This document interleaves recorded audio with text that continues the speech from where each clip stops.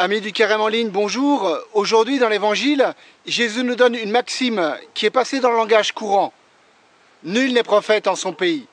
Et le récit de Saint Luc est très amusant parce que les Juifs de la synagogue qui écoutent Jésus lui donnent raison par leurs actes mêmes.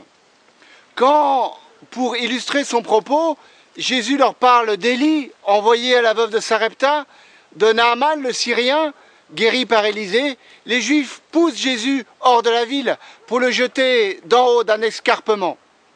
Oui, Jésus lui-même, le plus grand des prophètes, n'est pas bien accueilli chez lui. Car tout cela se passe effectivement à Nazareth, dans le village où Jésus lui-même a grandi, où il a vécu pendant 30 ans. Alors cette expérience de ne pas être prophète en son pays, nous la faisons tous plus ou moins.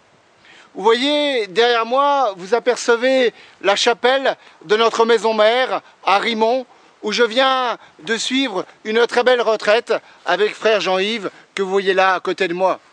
Et j'aimerais bien pouvoir partager toutes les perles que j'ai reçues avec ma famille, mes neveux et nièces en particulier.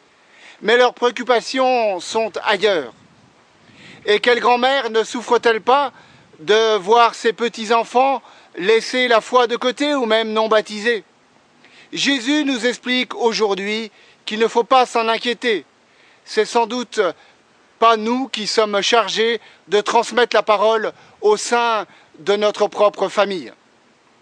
Et puis un mot sur la première lecture qui nous raconte effectivement la guérison de Naaman, ce général syrien lépreux qui hésite à obéir à l'ordre d'Élisée pour sa guérison, se plonger 7 fois dans le Jourdain. Il trouve cela trop facile.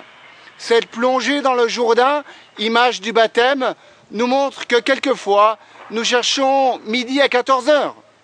Naaman, nous dit l'Évangile, ne veut pas obéir à Élisée. Et souvent, nous, pour notre guérison, nous cherchons des tas de guérisons spirituelles, des sessions de guérison, etc. Je ne dis pas que c'est mauvais, mais il y a des moyens plus simples donnés par l'Église et par le Christ, la confession.